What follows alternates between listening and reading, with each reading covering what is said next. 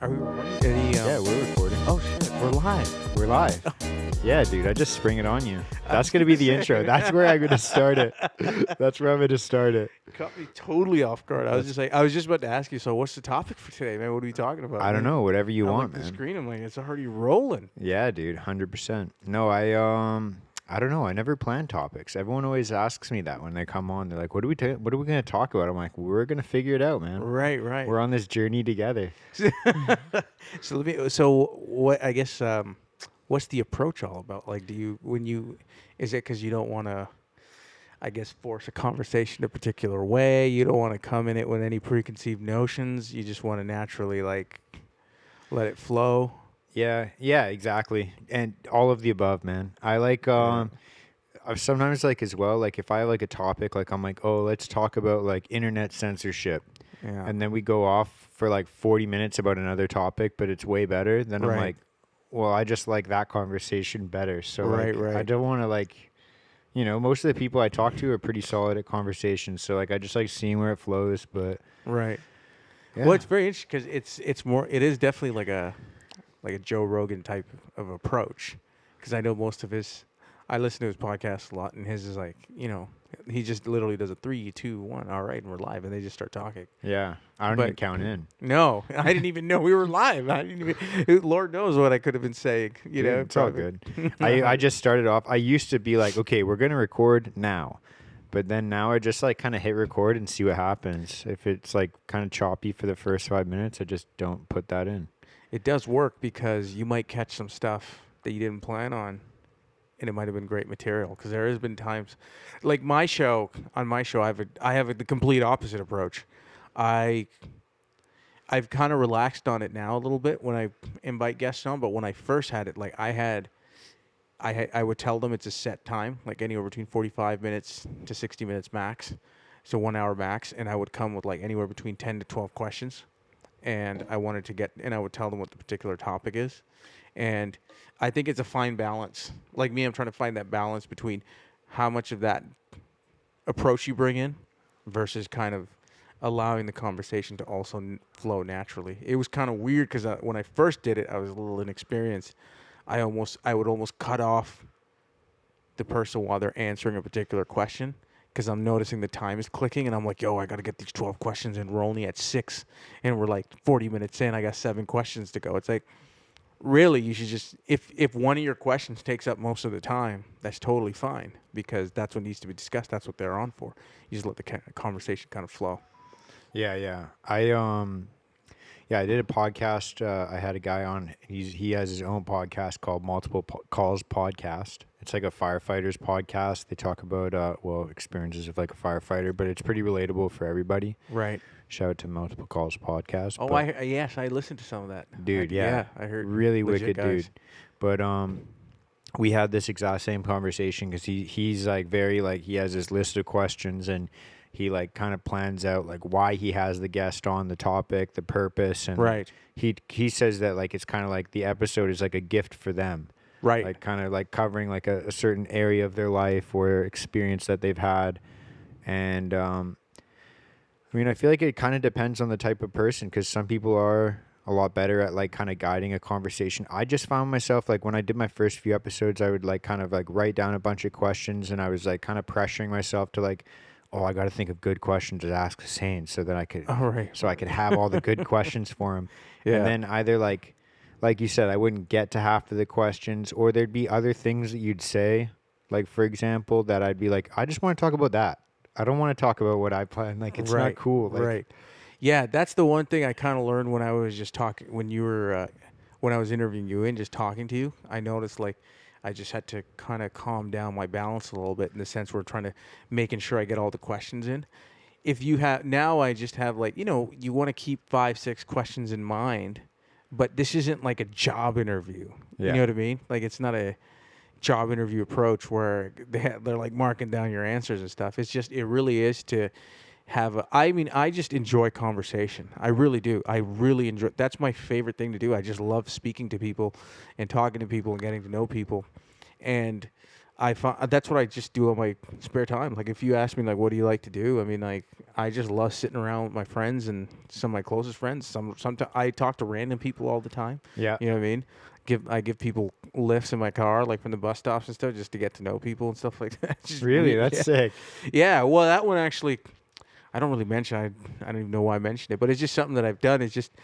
I do it because for 5 years of my life, I had like a terrible record with ICBC. I couldn't drive for 5 years Yeah. legally, I should Yeah. say. Right. So I remember I would just bus everywhere. Like life on the bus was shit. Yeah. For me at least. I really love driving, and like one of my favorite things to do is just go on a cruise to relax. So when that was taken away, it was a really shitty show. And sometimes like I'd be at the bus stop and it'd be pissing rain and it's cold. I'd be like, it'd be nice. Someone just like gave me a lift. All these empty cars. I don't know. Yeah. No, I feel But you. now I'm just like I do it rarely. I mean, it's not something I do every weekend or like every afternoon. But whenever if I see an opportunity, like someone's like open or chat or whatever, throw out the offer. And so far, I haven't had anybody say no. It's usually like old ladies carrying groceries and stuff from the store, or random kids from students like going to school and stuff. You're like, yo, you want to lift? And they're like, sure. Yeah. But I don't like. I usually like. I'm not gonna walk up to somebody. Hey, I'll give you a ride. That's kind of weird, because you're taught at a very young age. Don't get- just into a car with a stranger. It's the dumbest thing you could do. Develop a bit of a rapport there so they feel comfortable. No, dude. I feel you. That's sick. I'm somebody as well. Like I remember when I used to take public transportation, I had to bus. Like I live in central Richmond now, but I used to live like out in Queensboro. Like that's where I grew up. But my high school was out here, and there's no direct bus line. Like you got to go all the way around Richmond. Like it'd take like an hour and a half, like Right. 2 hours in fucking traffic. Right. And so like I get home at like 5 o'clock. But what was I gonna say? Oh yeah, I'm somebody on public transport, man. That's like headphones on, and like I just like didn't want to talk to people, man. Like, Yeah. I was so like that personally. Like I always had like kind of not even social anxiety, but just like I didn't want to talk to random people back then. Right. But No, I was just saying. It really does depend on day to day. You know what I mean? Like you're on the bus. I was on the bus every day, and I'm not saying like I was out there talking to everybody all the time. There was definitely, probably more often than not, I had my headphones on, or I'd have my book with me, and just keeping to myself. But I mean, if a conversation provides itself, it kind of opens up. Yeah, I'll be the first one there to really Yeah. just try and get to know someone. And ask them good questions, and I enjoy. Hence why I guess I started a podcast. A great place for people who like to just have a conversation, right? yeah, So 100%. No, I agree with you. Now I even when I'm walking around or anything like that, I don't have headphones on anymore. I listen to music while I drive, obviously through the speakers, but like yeah, even just walking around, like if I'm walking around with like a buddy or like my girlfriend or whatever, even just by myself, I don't have my headphones on. I try not to touch my phone either. yes, Like I just want to be present while I'm walking around. Yes.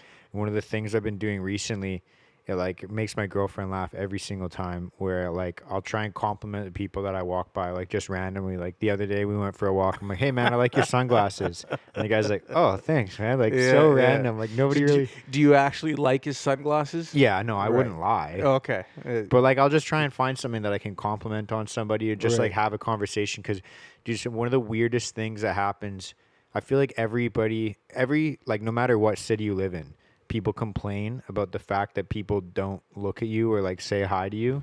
You know Right. what I mean? Like when you're walking Absolutely. down the street. Absolutely. So like I consciously make an effort to be like, hey, how's it going? Yeah, Just as I yeah. walk by somebody.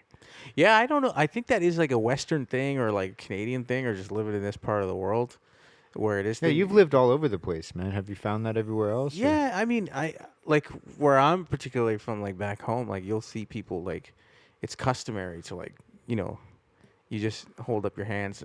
We say salam, right? So you give your salams and stuff. So you just hold up your hand or you hold your chest a little bit just to acknowledge the person. Sometimes you might even do it like if you're crossing paths on a motorbike. The person on the motorbike across will just do this and just kind of acknowledge. And it's like a sign, just like, peace be upon you type of deal. Here, even like, I guess, even in the States, like I've traveled to the States and I've noticed people are much more interactive. You know, they're much more interactive. Like they'll see you, if they'll notice that you're not from this part of town, they'll say hello. You know, you're not. That's not obviously not everywhere, but I just find generally speaking, like when I travel, for the most part, people are willing to kind of like look at you, say hello, acknowledge you. I went to the Philippines. The Philippines was like amazing. It was amazing. I loved it. Everyone calls you sir. Maybe because I was like an obvious tourist. I don't know, but it was just everyone's like they say hello to you. People are very helpful. You know, they're very loving, kind people. I really really enjoyed my time in the Philippines. Yeah, it's weird. Here, it's like such hit and miss, man. Like I walk through my building sometimes, and people will be like head down, not look at you, and you're like, dude, we're neighbors. Yeah. Oh, 100%. I mean, I have that in where I live too. I mean, I it's like in a weird way. Like, I notice like sometimes I notice people are like they just have their head down, and I'll do the whole like I'll stare at you until you pass me, just in case we do lock eyes for a second.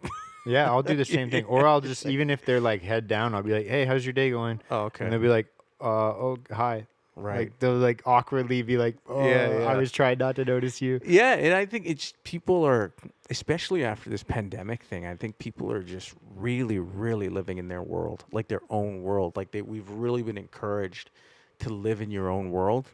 And if you're going to have any sort of group interaction or like interaction with people, like it's encouraged to do it, you know, at home through these digital means. And I don't know, I'm not a huge fan. I don't think I don't think it's a fair substitute. It's like a complete it doesn't even come close to the real thing. You know what I mean? And I think the younger generation, like, you know, kids who are growing up in school and doing school through Zoom, maybe it's a little normal to them just because. No, But fuck that, dude. right? But it's not, right? It's not. But for guys like you and I who grew up in, I mean, I don't even know if I want to use the word normal, but like at a time where, you know, there was a bit more interactive society, like living in a world now where it's really, really like, I don't even know the word for it, but it's like very isolated. I was going to say isolated. Yeah, it's very isolated. It's weird, man. It's like, yeah, insulated or isolated. Like I had to open a bank account this week well, I was trying to choose different banks for like a business account. And one of the banks I was looking at, they were like only doing over the phone. And I'm like, I'm not going to open a fucking bank account. Like I could just go to online bank. Right.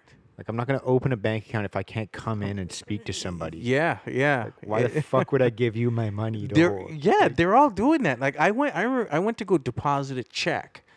My bank is CIBC. I had to go to two locations until I landed on the third one that apparently actually has tellers that can do this. And I walked in, the guy's like, "Oh, this is like a banking center or whatever." It's like, "We don't have tellers at this one." I'm like, "What?" I mean, it looks like a bank from the outside. He's like, "Well, we are a bank, but we don't do that here." I'm like, "Well, what is it that you do here?" There was an ATM, right? He's like, "Oh, you could take." He's like, "There's an ATM, you can do banking through there." I'm like, "I could have done that all on my phone. I know it has the exact same features, online banking." And I had to go to 3 different places until I finally stumbled upon a location that had a teller. Now here's the kicker: like those other 2 locations I went to, they used to have a teller. Yeah, yeah. And now I know they're just slowly kind of like pulling that out to the point where people get really used to it. And I honestly, I think you'd be naive to assume that it's not done on purpose for a particular reason.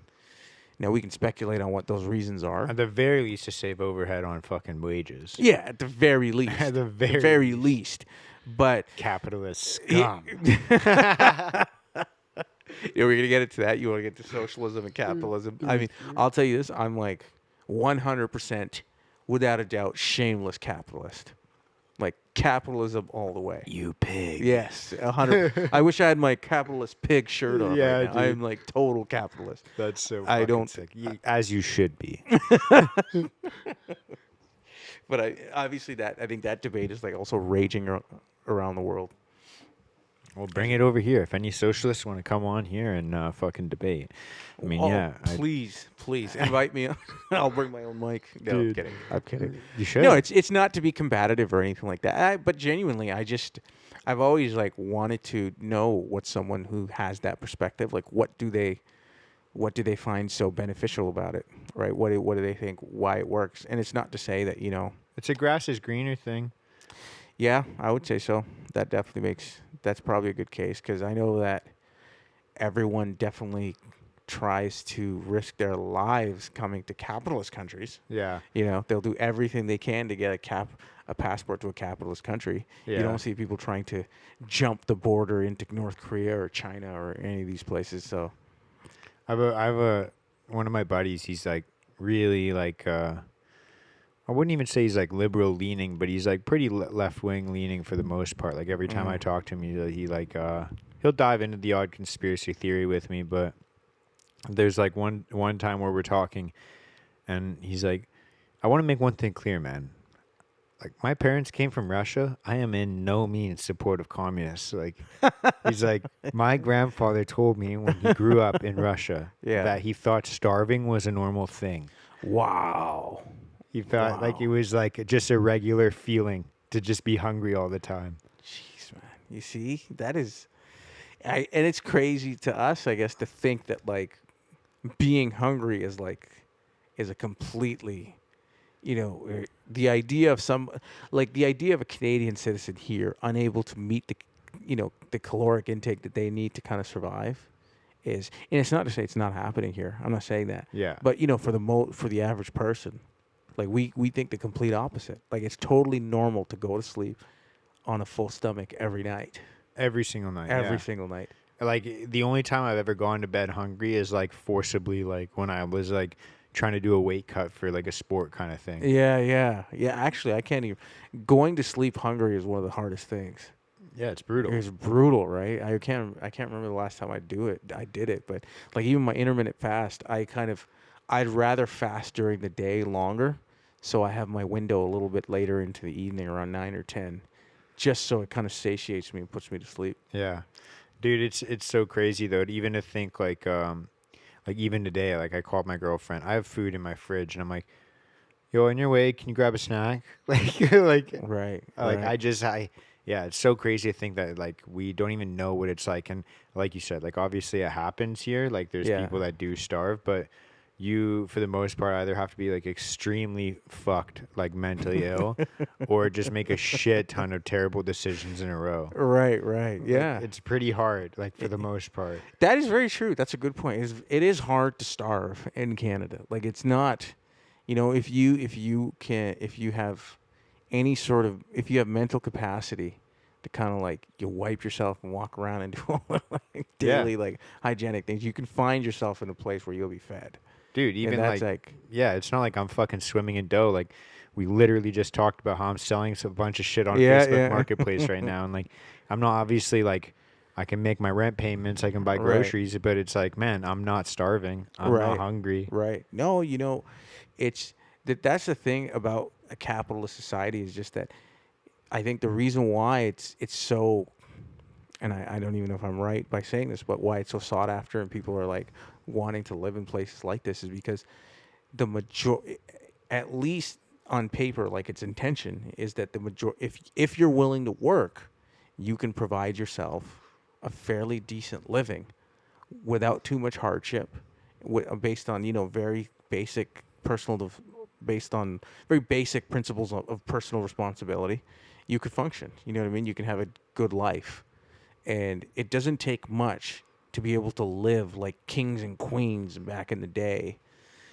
Better than. Much better than like I think about like when I come out of a hot shower, which I usually take cold ones. I enjoy those, but when I come You're out a of a hot, badass, man. I fucking hate cold showers. oh really, I love it. I love it. I cannot like in the morning. I can't start my day without one now. Like it's even in the winter. Is it really? I don't know, but I just really enjoy it now. At first it sucked. You just gotta stick with it. But when I come out of a hot shower and I jump into my robe, I try to do that like once a week. And I thought about this because I went and watched this movie, The Northern.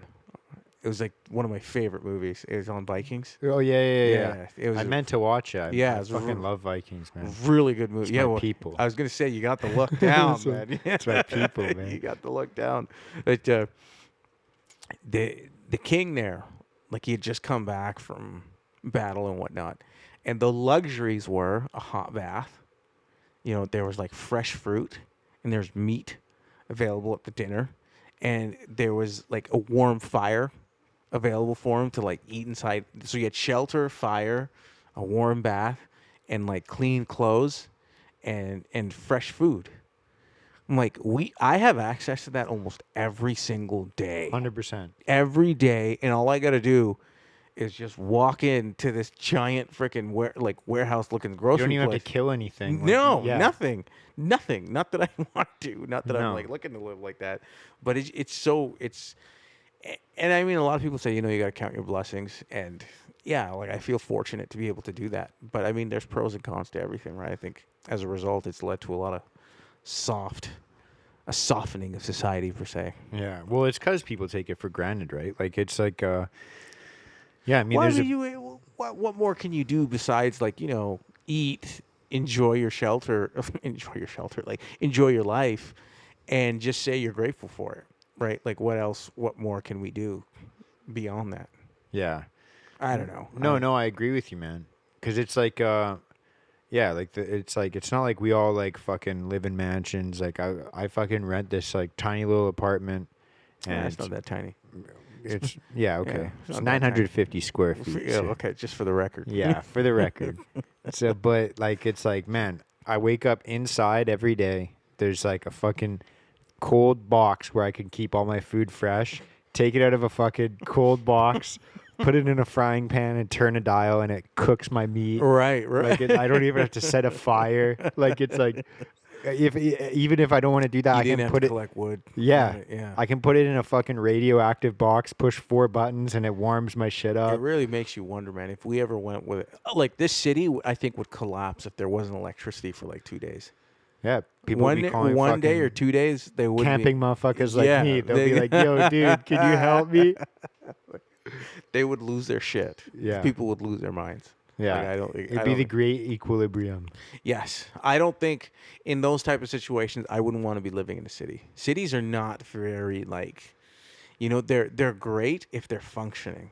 Outside of that, like the moment anything kind of goes haywire, I think the first hint of that was like when the Rogers network kind of went down for a whole day and the Yeah. payment systems were out, and because I couldn't go pay, you know what I mean? Because some of these machines weren't working. Yeah. I didn't carry cash, and I remember just showing up. They're like, "Oh, sorry, our system's down." And I'm like, obviously, like, it wasn't a crisis. It wasn't a crisis for me. I was like, "It'll be back up tomorrow." Lo and behold, it was. But you think about, like, I just thought about it in that moment. I'm like, these systems that go down here, when they go down, like It cripples the us. people are going down with it. Oh yeah. And everyone talks about like Canadians being so nice. I'm like, my thing that I say to people is like, people are as nice. It goes as far as the food and the shelter and the comfort that they have, in their life. Yeah. When that's gone, you'll start to realize like who people really are. Dude, not even that. Like, think about like, dude, there was so many times in the pandemic where like people would like just like there was so many fucking times like, and this is gonna age really fucking well come fall and winter time actually. yeah, because I was like not fucking about the whole mask fucking mandate, and I would go Yeah. into fucking stores and have like fucking people yelling at me, Yeah. and I'm like, bro, Calm the fuck down. I'm sorry. Do you have a job right now so you can pay your bills? Do you know Yeah. why that is? Because people spend money here. Right. If you yell at the people that come to spend money here, you're not going to have a job much longer. No. Like, what the fuck is this? Like you're going to literally, just because some fucking health mandate comes through, you're going to lose all your decency? Yeah. Like, yeah. you can't just politely ask me to leave if that's really how strongly you feel about it. 100%. You're going to yell at me? Yeah, no, you know what I think that's a result of. Not to get too political. I don't know if you have political podcasts or whatnot, but like, we can get into it. I don't give a shit. okay, well, like I just think that is a result of it's a result of people being misinformed. I don't know if it's through the education system or whatnot, because I haven't been in the education system for a long time, right? I You and strongly think it's because the yeah, education but system. whatever it is, there's this lack of appreciation for the entire apparatus and the structures of our society and what holds it all together. You know what I mean? There's just this lack of appreciation. People are just like, when this pandemic hit, I remember like, okay, the first 90 days, small businesses were expected to stay closed.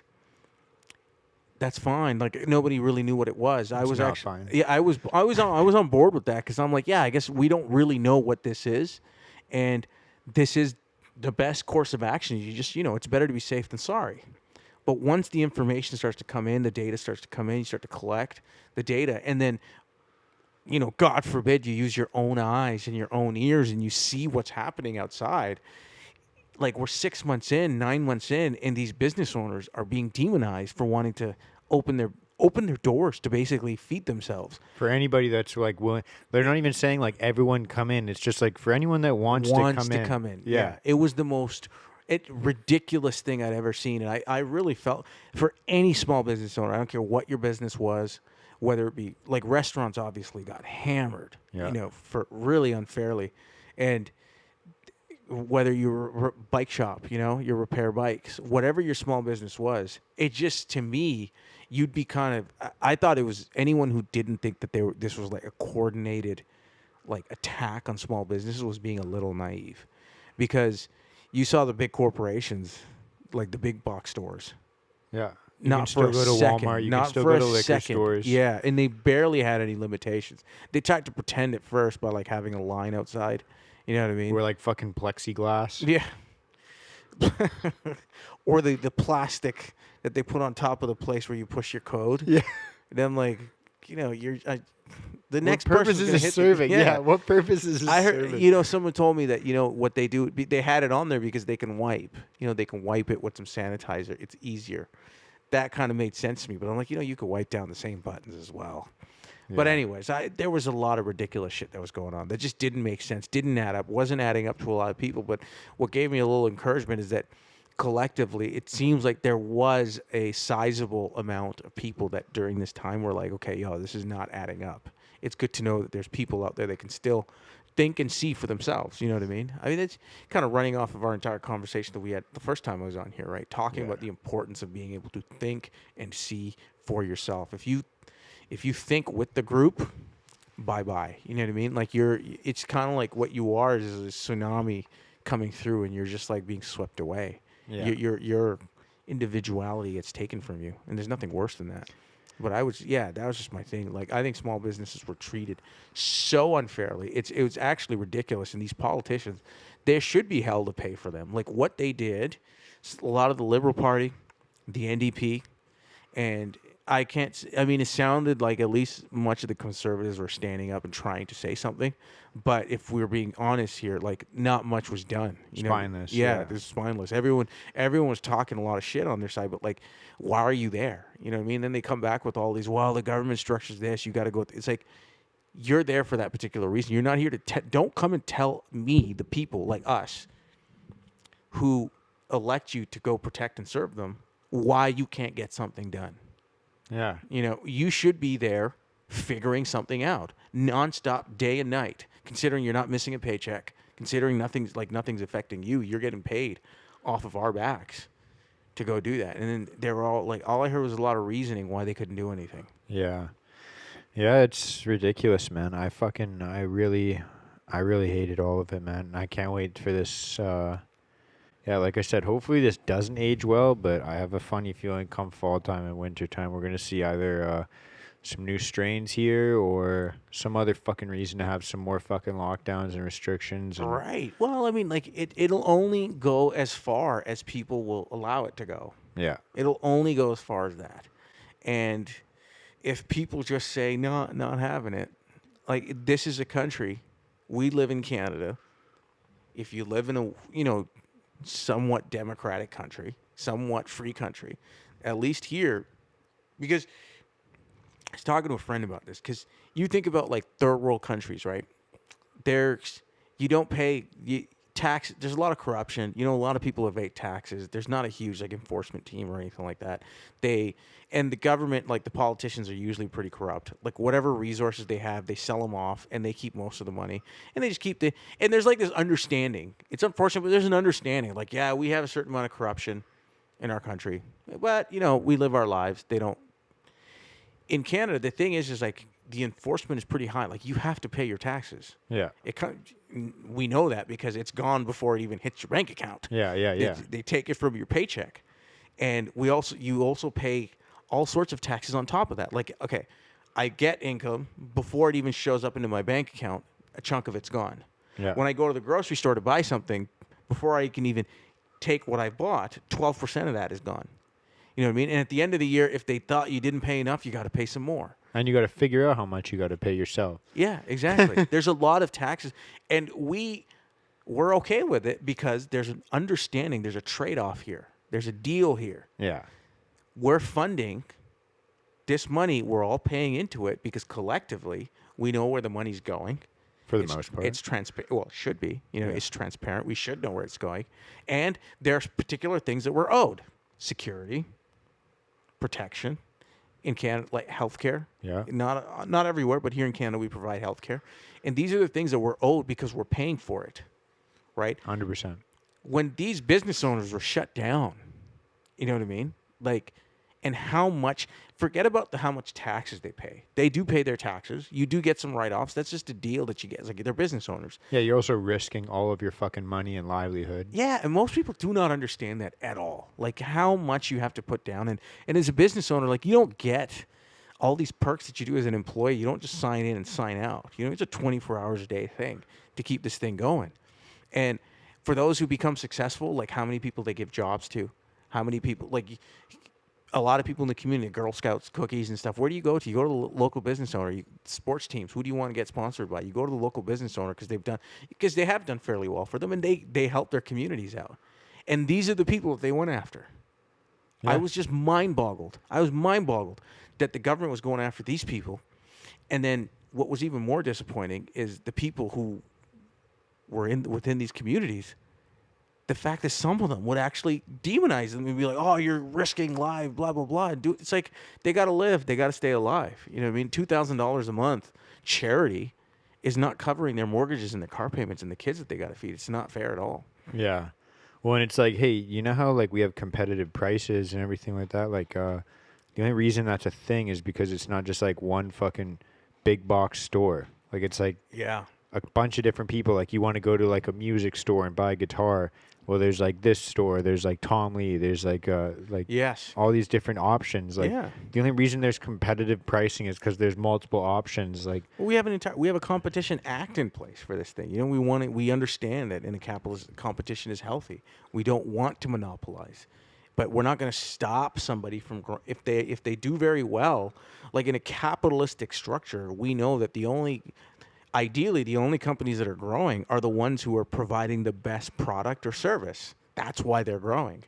Not because they're being subsidized by governments who are subsidizing with taxpayer money. Yeah. You know what I mean? It's ridiculous what's going on. The amount of, people, like the Canadian population is being sucked dry of all economic power right now. And everyone's just asleep to it. You know what I mean? And I think most people are asleep to it because, well, people are starting to catch on, so they really. I think my theory behind that is like, so they started to loosen up some of the restrictions, like you saw with the trucker convoy. The pressure started to put on. You know, what I mean, people were starting to it was causing a lot of disruptions, and it was just too much attention on them. So they're like, okay, we'll reduce some of the restrictions, and it had the effect that they wanted. I think like everyone's just relaxed, going back to their life as if like, oh, it's over, it's not coming back. But like you said. It might be a cold winter as it comes. Yeah. And I was gonna say, like, I know you were saying earlier, like, you don't know if it's like a political podcast. I think this is stuff, like, yeah, I brand this as like mental health self-development podcast, but I think it's important to talk about these things because it's like there's so many fucking people. Because I started talking about, I actually tried to hold back on talking about this on the podcast, and I talked about it a lot on my social media. Right. And then so many people were reaching out to me on social media being like, yo, I feel the exact same way, but I don't want to talk about this, or like I'm so fucking anxious or depressed because, like, dude, I had so many people like reach out to me because they just felt isolated with their own thoughts and ideas. Right. And it's like, no, it's important to have these conversations because there's some motherfucker sitting out there who's listening to this being like, yo, I felt the exact same way for 2 years, and I was so fucking scared. I never spoke about it, and I just felt so fucking depressed. Yeah. Like, one of my buddies literally moved out of BC because he's like, I don't know how to explain to my fucking 10-year-old kid that he can't play soccer because he hasn't had a fucking shot that his friends have had. Yeah. Like it's Yeah. like this That's fucking ridiculous. Ridiculous. I agree with you. 100% ridiculous. Like man, like and then for like someone as a parent to have to like explain to their friends that and be like, "Oh, what if I get fucking socially ostracized because I don't want my kid to get this fucking thing when everyone else is doing it no problem." Like it's like it trickles further and further and further where we're like you were saying as well, like to be able to see yourself, but also to be able to vocalize yourself. Like if we're not able to like actually speak about our opinions and be like, "Yo, I'm just gonna say how I feel," like those things eat us alive, man. 100%, 100%. And that's what it takes. I think when you are comfortable with yourself, you do see yourself. Being able to vocalize and speak up and stand up becomes a lot easier. You have the courage. If you do that first, you know what I mean? And I do think there was some good stuff by accident. You know, it was a byproduct of the pandemic that came through. You know what I mean? I think it did kind of expose much of the mental state that much of the country was in. You know what I mean? You isolate people for like 2 weeks and stuff. Because much of the world, you know, our jobs and being able to go do all these activities and stuff that we all consider to be life, they really are a distraction. They can be if you don't really know yourself. And all of a sudden, all of that gets taken away from you. It's frightening. It really is frightening. 'Cause it's a very frightening deal. And that's why I know a lot of people who got the vaccine just for the sake of being able to participate in society. They didn't want to get it. Yeah, I shouldn't say a lot. It's not like I know millions of people, but at least what I mean by a lot is like my circle group, of yeah. individuals that I know, acquaintances, and just people that I know.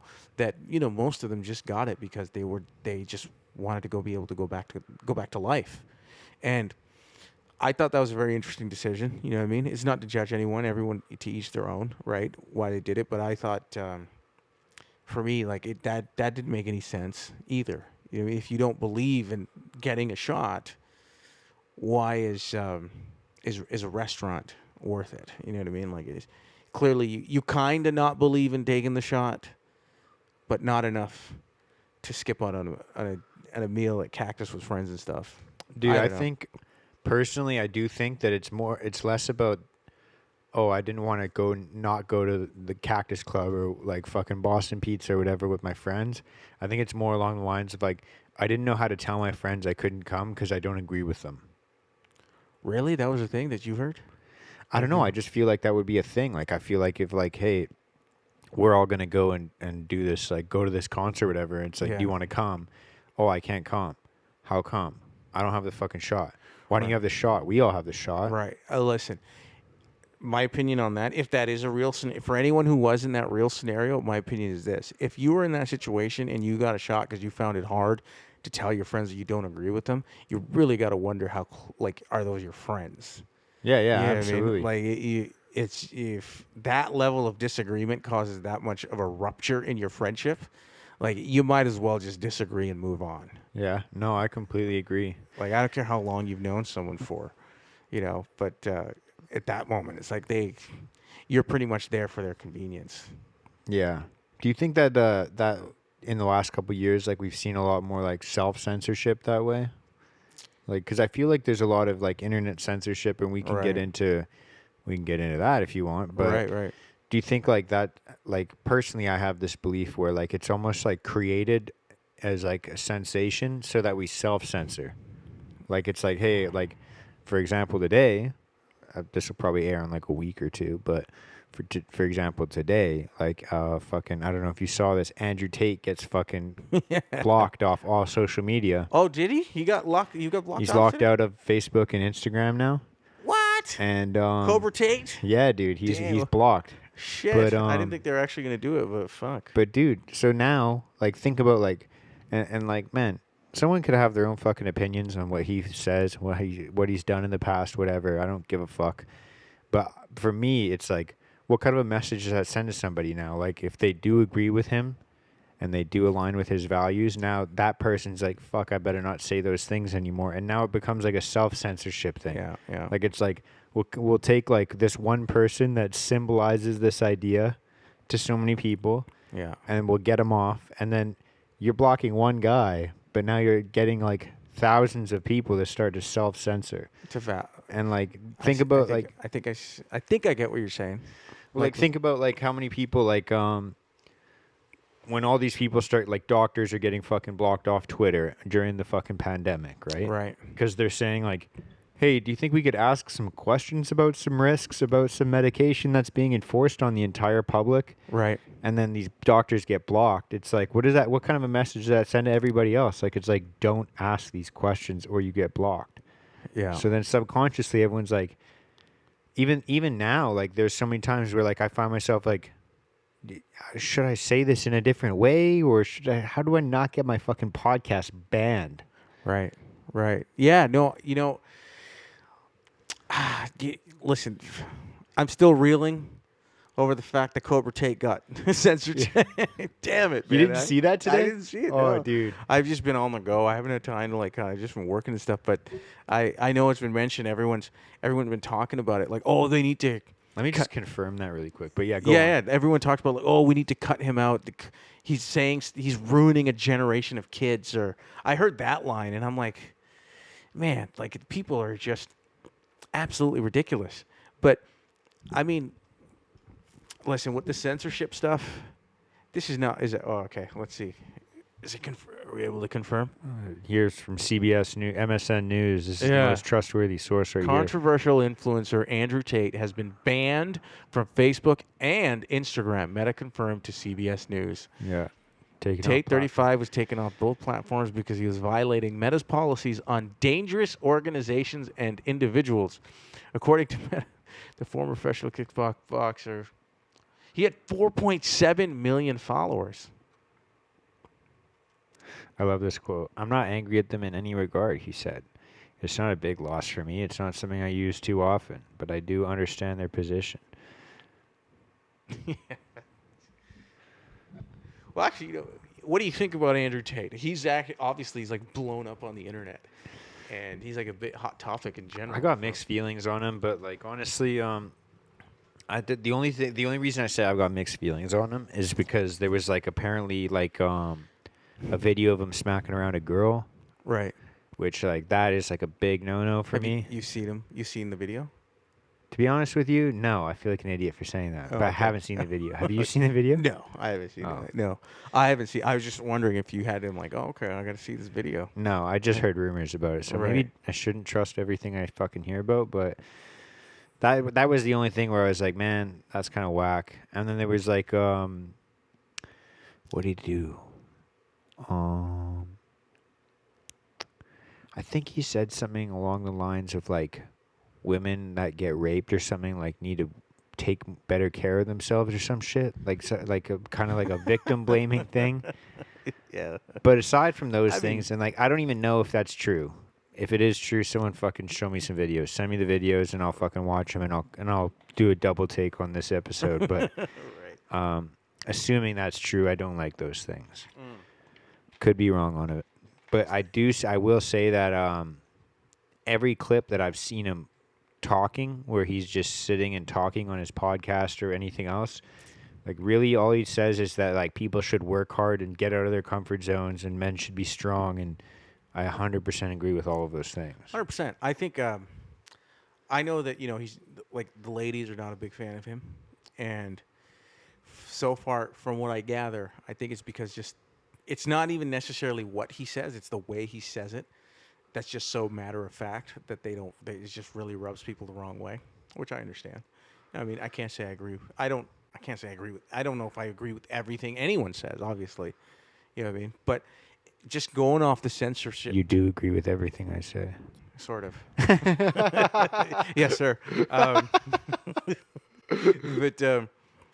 it's going off the censorship topic. It's like, I don't understand how this makes any sense, because when you censor someone because you think they're saying stuff that is so horrid, so bad, so terrible, like if it is true, why not just put it to the test? Why not just put the litmus test and let it be to the people? Like if people see, if they agree with you, they're going to turn it off. They're just not going to listen to him. Yeah. And it's not just with him, it's with anybody. You know what I mean? If they're that terrible, because a lot of people who get censored, you're telling them, hey, we need to take him off because he's dangerous, or we need to take him off because of this, this, and this. And my biggest issue with that is like, I don't know about you, but I don't like when someone determines what I should hear and should not hear. 100%. And I think everybody should have that attitude.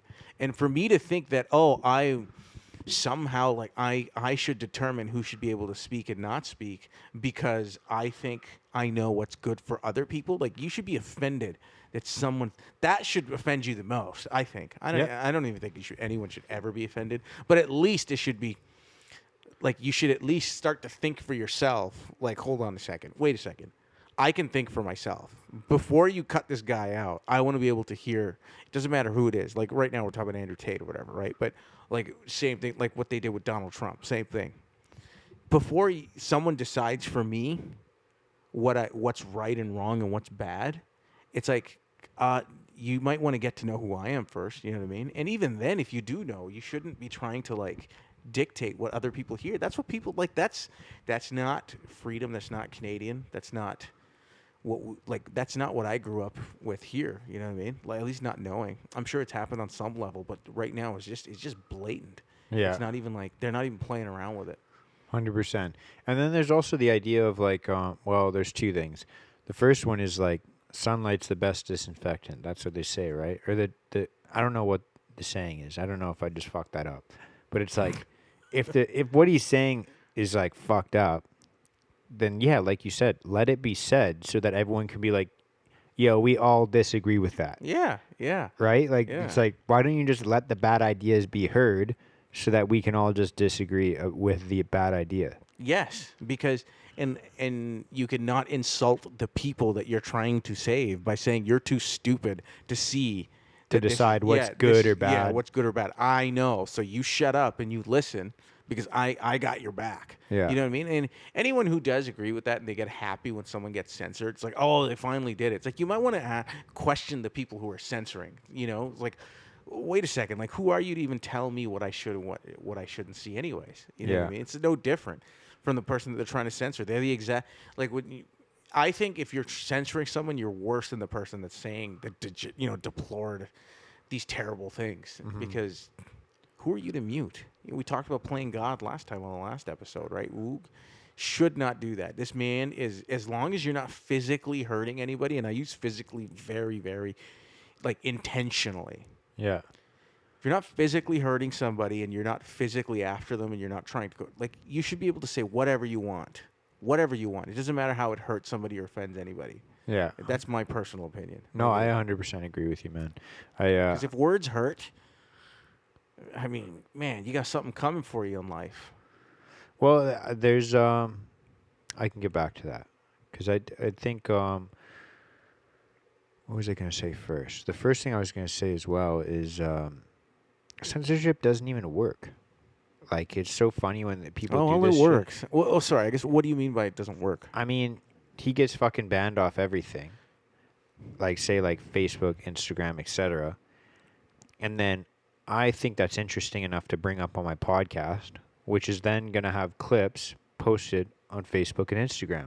Yeah. Like, it's like they just generated more conversation about the guy. I see what you're saying. And then more and more people are going to hear this. Yeah. Obviously not a massive crowd follows me yet, but it's like I'm not the only podcast talking about this. And this is going to be aired in like a week and a half, probably 2 weeks from now. Right. So like there's probably going to be like 400 podcast episodes within the next day and a half. He's always talking about this. He's always joked that it's hard to censor him because he's saying it on everybody else's podcast. You can't shut them all down. Yeah. You know, because he's on there. He's all over the place. I'm sure you could still find him all over YouTube and 100%. draped all over Instagram. But how many people are going to hear how many people are going to hear that he got banned and now then they're be like like for his message. I want to go hear what he had to say. Yeah. Who's this guy getting banned? I never even heard of him. Yeah, exactly. I see what you're saying. It's counterintuitive. Yeah, like it's like you're drawing more attention to it. Easily. But I think people who like Meta and these, Facebook people and these politicians are so out of touch with society that I do think that when they sit there and they do these things, they're like, well, obviously they're going to listen to us. If Facebook says this, we know our followers trust Facebook. or these politicians, like when I say this, they're obviously going to think, like they really think little of you when they start to do that kind of stuff, where they block out certain people that you shouldn't hear. You know what I mean? Like they're playing mommy and daddy for you. It's like you're an adult, or at least I think most people who are listening are. And if you're an adult, you should want to come up with your own conclusions. And if you are somebody like that, you understand the value of trying not to prevent someone to formulate their own. You know what I mean? Because if you're formulating someone else's opinion for them, like what is the what are we doing here? You know what I mean? We're just becoming one giant like group, and that's not. I don't think that's what life's all about at all. You know what I mean? If we all become one giant group, it's. Can you imagine just everyone agreeing with each other? 2 + 2 = 5, man. I've already known that. I love that, dude. No, dude, what was I gonna say? I fucking hate that, dude. The whole like groupthink thing. It's like so fucking irritating. And it's like I agree with you, man. I think a lot of it comes to like intimidation. I like the intimidation factor of like, hey, we're gonna censor this guy. So if you have any views that are aligned with that, shut the fuck up about them. Yeah. Or you're gonna get banned next. Yeah. Well, I mean, you used a very interesting word, which is intimidation, and I really look at the world today and just how easily people are intimidated. They're so easily intimidated, and it's so sad to see. I think it's really sad to see how easy it is to intimidate someone.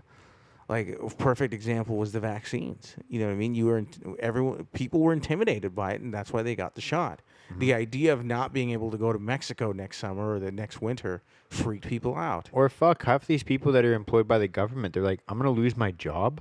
Yeah. And they were easily intimidated. You know what I mean? Because when someone tries to start to do that kind of stuff, which is, impose their will and really try to control a population, that's like evil. It's evil control. It's not coming from a good place if people are trying to control you. But the thing about that is, the good news on that is that evil doesn't really have much power in this world. It really doesn't. All it has is intimidation. Mm-hmm. That's all it really has. And intimidation is like, you ever played a sport? Like, you ever play rugby or football? Yeah. Intimidation is just purely the guy before the ball is hit or before the play starts. They're just looking at you and staring you down. And if they'll only affect you in that state if you allow them to. I mean, I used to play rugby like back in high school, and I've had some football and played a lot of sports where guys are like, that's what sports all about. You're trying to intimidate, right? But the real power is playing the game.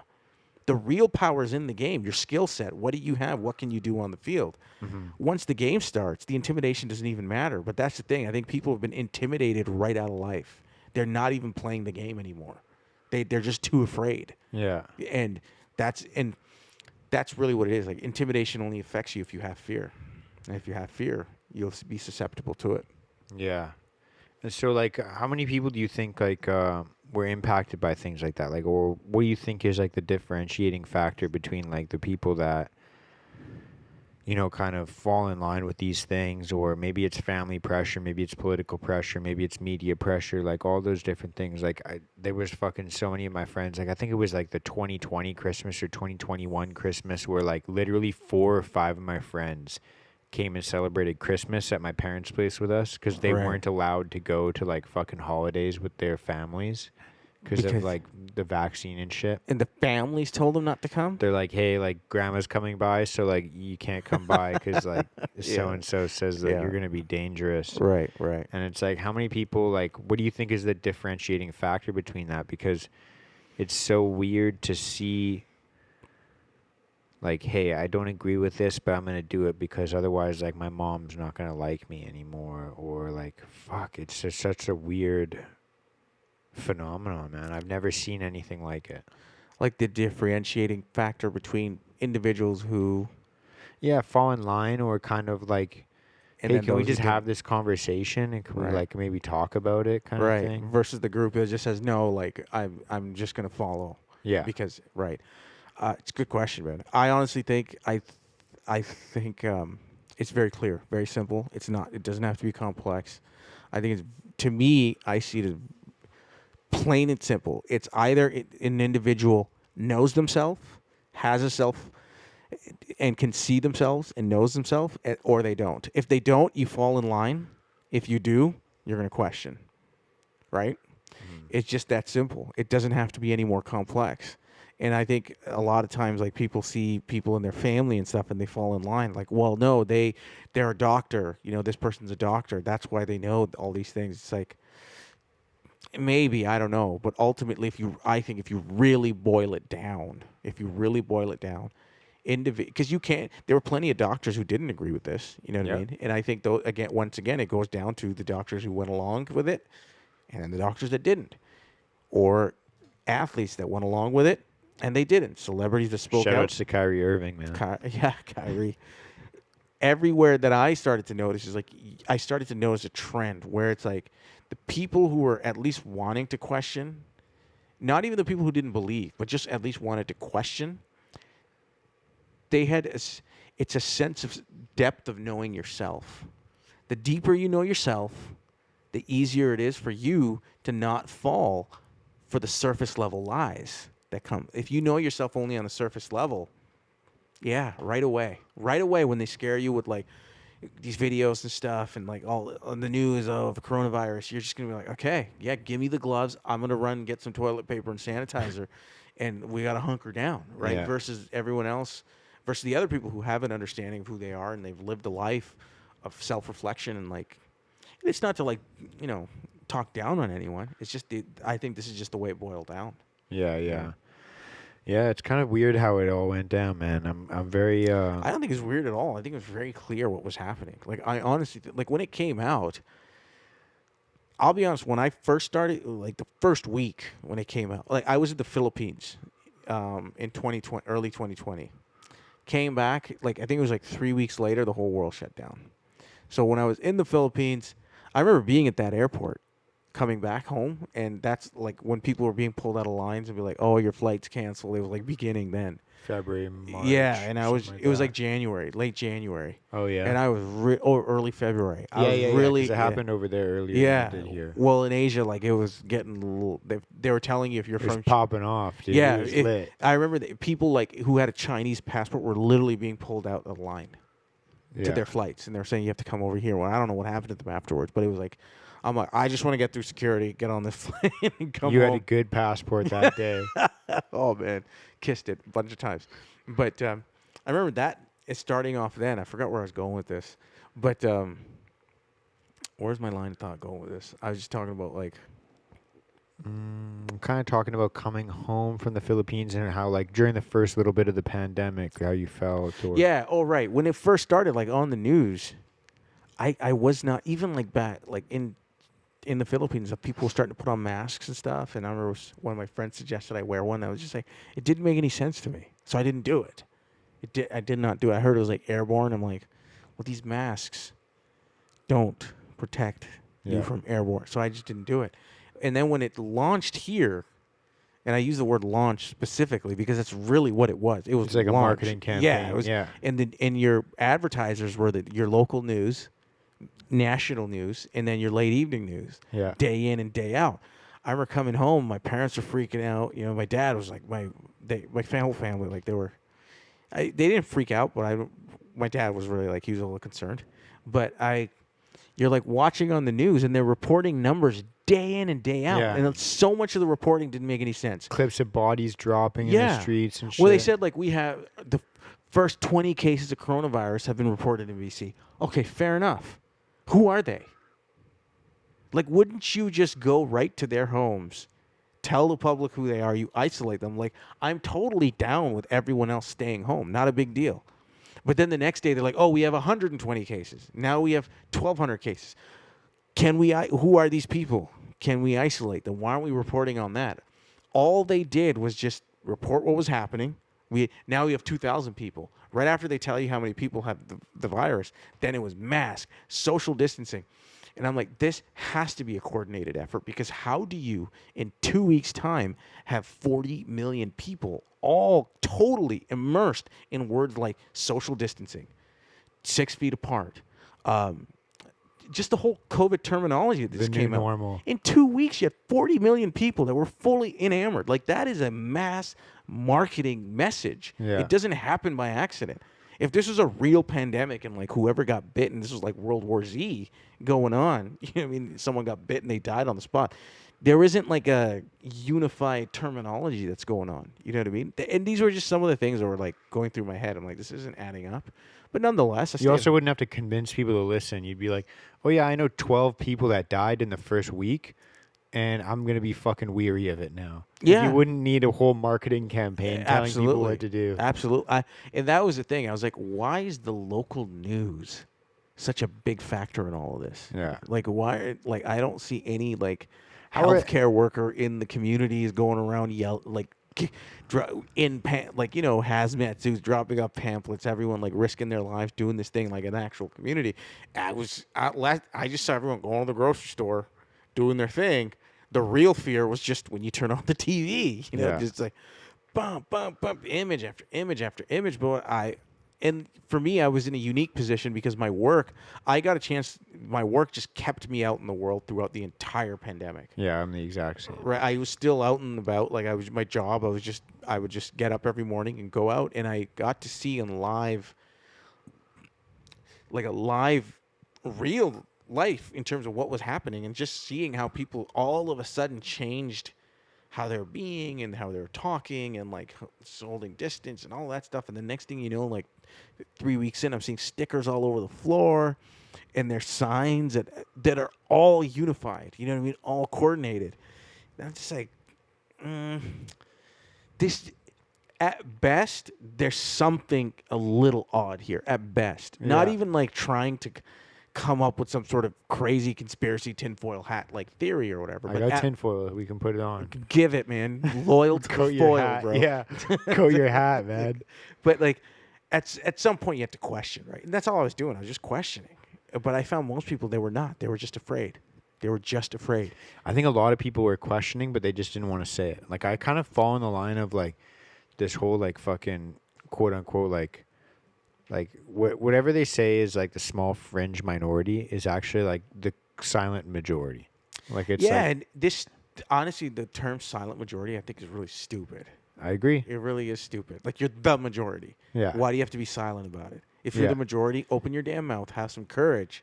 Well, the idea is to say the silent majority, because then you can like, there's like this high and mighty feeling of like, oh, we're all right and we all know we're right, but we're going to be quiet and let these fucking children play and like say their demands, and we'll be like take the idiots. high road. Yeah, it's like it's morons. Like, yeah. Just like you can clearly see what's right and wrong, but you're going to be silent because you're part of the majority. I never understood it. Yeah. The weird thing for me was when I was watching the news and like you hear the same thing from every single channel. It's like, how did we find the one message that everybody aligned on? Yeah. And if there's anything else that we universally align on, we never talk about it. Yeah. Like gravity, for the most part, we can all agree that gravity exists. How many There's no times? debate, yeah. How many times do we have like gravity warnings and be like, "Yo, if you walk too close to the edge of a fucking really tall building, Right. it's a really high risk of you falling off and dying." Like, it's like, oh, we all know that because it's a universal truth. Or if someone that tried we to tell don't- you it's not real, gravity isn't real. Like, all right, you know what? Just let them be. Let them figure it out. Yeah. Let them walk off a building. Like, how is this the one thing that's like universally agreed upon, but then we still need to inundate everybody with it? Day in and day out. No, that's a great point. That's like the biggest red That's flag. biggest red flag, man. It's, do you remember September 11th? Yeah. Like 9/11, you're old enough? Barely, yeah. Yeah, same. Like, I was a kid. I was like, in like elementary school. But I was very inundated in it just because, like, culturally, the background and how, like, Islam and Muslim and all terrorism and all that stuff, very similar. Like, it was a huge media campaign. Like, prior to September 11th, nobody was really using the word terrorist like that much. It wasn't really part of the vocabulary. Now we're more afraid of domestic terrorists. Yeah, but like 1 month in, everybody knew what Al Qaeda was. Everybody knew who Osama bin Laden was. Everybody knew what terrorist was. Everybody, you know what I mean? And it was just ingrained in people's mind, and it formulated this image and just created a separation amongst people. And now they're trying to turn the same people they were attacking, which is Muslims, into victims. Where like now the news is always talking about Islamophobia and this person and that person. I'm like, they're just playing games with people, and I find it so like just profound that people who were persecuted literally maybe like 10, 15 years ago now are so happy to do the persecuting. You know what I mean? With the new group that's been picked out. And like I don't know, it's just mind blowing to me that people are just so willingly ready to walk in to just being a victim or being the persecutor and all that stuff. It's like you're playing right into their hands. Think and see for yourself. That's the only way out of this. People need to wake up. People need to start to self-reflect. In that sense, COVID was the greatest thing that could have ever happened for humanity if people kind of, took it accordingly. And if you spent your time alone to get to know yourself and overcome yourself and all this stuff, like this could have been a great awakening. And it really is. I think it is going down that road. I completely agree. Right. Have you seen dude, that's something that I'm completely oblivious to. Have you experienced or seen Islamophobia? Is that a thing for you? Have you? Oh man, honestly, I'm Muslim, and I am a Muslim. Like I'm not like I'm not just a. I wasn't born here. You know what I mean? I grew up Muslim and. Wait, you weren't born here? No, No, I was. I can't run for president or prime minister, right? Neither can I. I don't speak French, man. I'll learn. I joked around with my friends for a while. I'm like, yo, if this country ain't gonna clean itself up, I better pick up those French books. Learn French. I'll learn French to do it. But no. And listen, like me saying I'm Muslim and all that stuff doesn't necessarily give my perspective more credibility. No, you can speak for every single Islamic person in the entire world. I'm gonna correct you on that before they attack you. Like every Muslim in the world, not Okay. Islamic person. Okay. They're like, oh, white. No, I'm just kidding. But it was White guy. yeah, it's with the whole Islamophobia thing. I think it's so overblown. It's so overblown, and people were like ready to be offended. And when you have people walking around like pre-programmed into thinking that, oh, there's people out there that don't like me. They exist to not like me because of my thing, and you see it on TV, and you walk out in the world like you're primed to see it. And sometimes I think a lot of times like it wasn't even meant to be that, but because you're so primed, the pump is primed. Like the moment you see something that looks like it could be Islamophobic, in your head, you've conjured it up as being that. And what I've also noticed is most people, like when I sit around with some of my Muslim friends, they'll talk about that. They're like, oh, this person was like, I saw this, so-and-so person and they did this or they did that. And I'm like, It's probably a white person they're talking about. yeah, most likely. You can say it. Yeah. It's all Yeah. good. For cracker. No, play it. But usually, well, I know they're primed to think that white people don't like them. Right. You know what I mean, in this current environment, that because they're Muslim or they're black or they're brown or brown-bodied or you're whatever. And Brown-bodied? Is that the new term? I've heard that one before. Like me, like I've never heard my that. lived experience through the brown buyers. I don't even know, man. There's so many, but I can my thing growing up, man. I was in high school. My friends would call me a terrorist every other day. For real? Yeah, but it was like we were joking. You know what I Yeah. mean? It was just a joke. Like one of my favorite teachers. I'm glad this happened like 10 years ago, and I'm not even going to say his name because if he's still teaching, he'll probably get fired. But I remember one time, he's my favorite teacher. He was Jewish, right? And the whole Jew-Palestine thing, like, it's been running for ages, right? Fucking Jews. Right?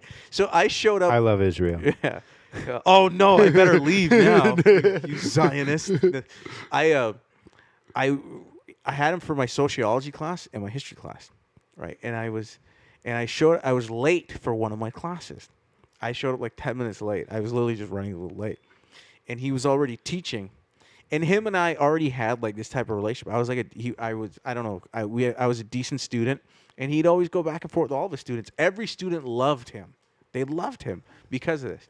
So in front of the whole class, I walk in and I'm a little late, and this is like 2000 and like, 6 or 7 or something like that. We're not that far removed from September 11th. But it's still very hot. And I walked in. My name's Hussain, right? And then I walk in late, and he's teaching.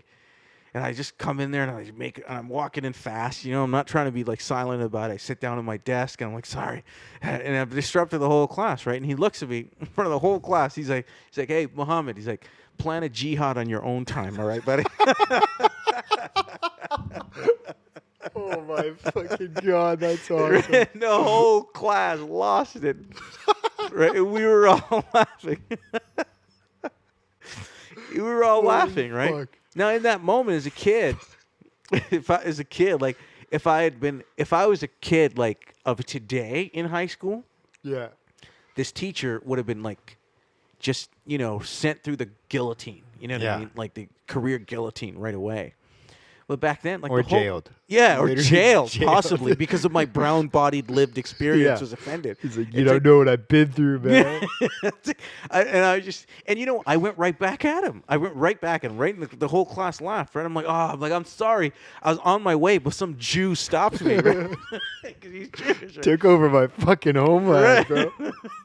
And we all laughed, and it was over. We just went right back to class and teaching. And I had black friends, I had Asian friends, I had a Punjabi friend, and we'd all I grew up with a group of friends that bullying was like part of the deal. Yeah. You know what I mean? Like, I'll tell you, one of my friends, we made fun of him because his parents were divorced. You know what I mean? And he only lived with his mom. So we always made fun of the fact that his dad left. Yeah. Terrible these days. You know what I Yeah. mean? Like, I got made fun of because I had like these buck-ass teeth. And my parents were like poor in a sense. Well, not in a sense. Like, we weren't as well. I lived in public housing. Yeah. Where they all. And I had another friend, like, just all sorts of things. One of my friends was fat. He heard it every day. And that's how we but the deal was like we would do that with each other, like group of 6. But if anyone else wanted to come in, like, we wouldn't just allow it, obviously. But being made fun of and bullying in that sense is like, I think it was just part of growing up. It's just part of being a kid. And today, like, you'd have to try to offend me. You really would. And I can say that I've never had an experience where I was like, my life was made more difficult or I couldn't advance or pursue a meaningful life because I was Muslim. Yeah. At no point. I did have one experience, though, in 2011. I showed up to the airport. Me and my buddies were going to Toronto. And it was a domestic flight. Okay? It's 2011. I show up at the Air Canada check-in counter. And it was about an hour, like a domestic flight back in the day. You could show up an hour before; it's not a problem. Yeah. Because there's no passport needed or whatever. Yeah. Right. We showed up like an hour 10 before, hour 5 before, reasonable time. There's a line up there. We're getting to the front, and me and my friend Chris, we go up to the check-in place. Chris is a very white name. Yeah. He actually isn't white though. Oh, what? Yeah, he wasn't fully white. I think he's half white or something. I don't even know. I don't care. Good enough. Chris is like he's like coolest guy. I love him. You know what I mean? But Shout out to Chris. shout out to Chris. He knows which Chris it is.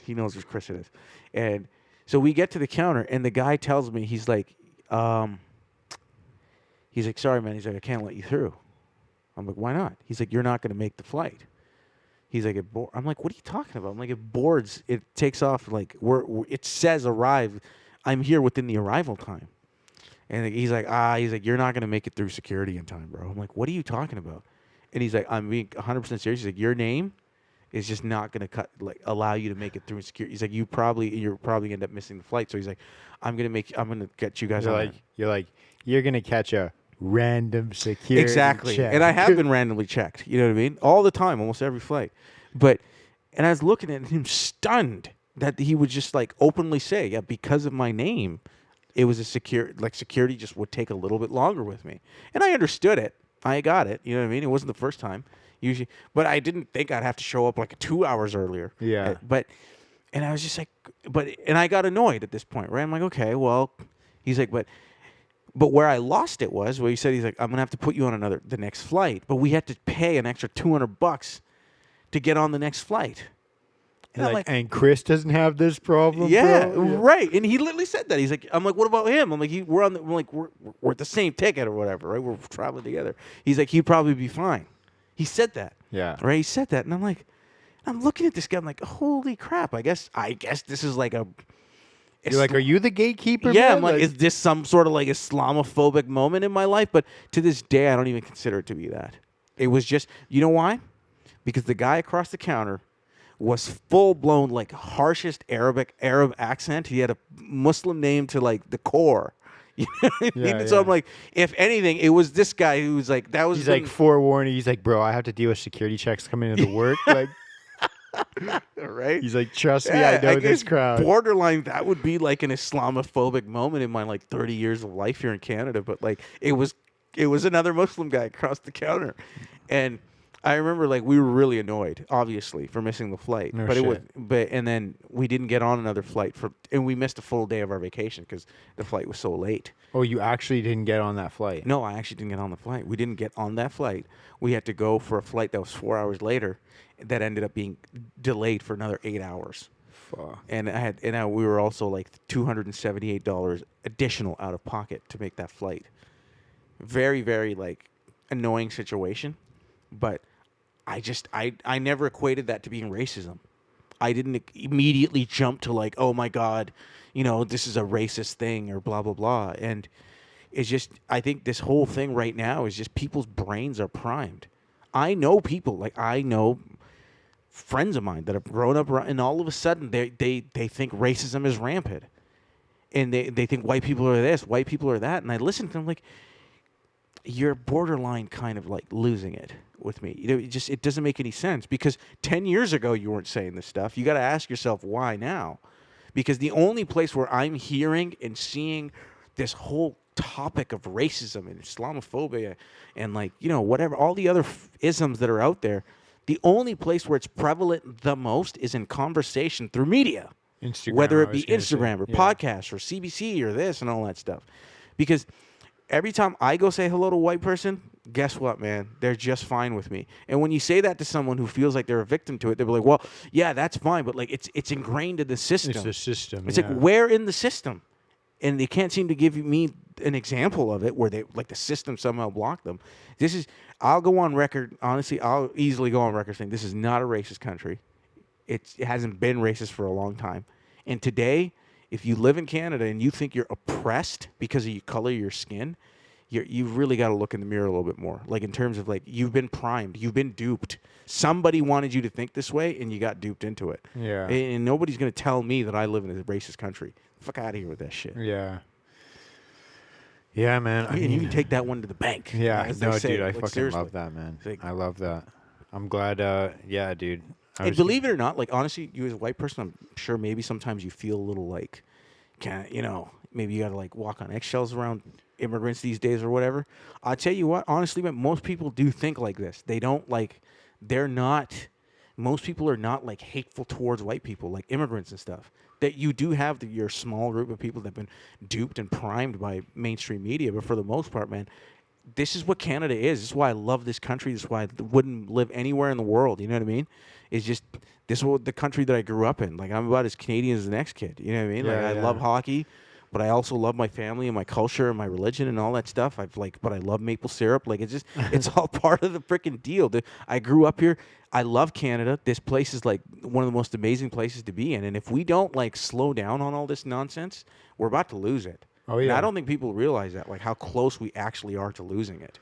It's pretty crazy, yeah. It's funny too that you mentioned that because I know like a lot of white people are like that, like where they're like they kind of say these things or they literally agree with everything you just said, but then they would never say that, right? Right, I understand it. Which is the true reason why I had you on.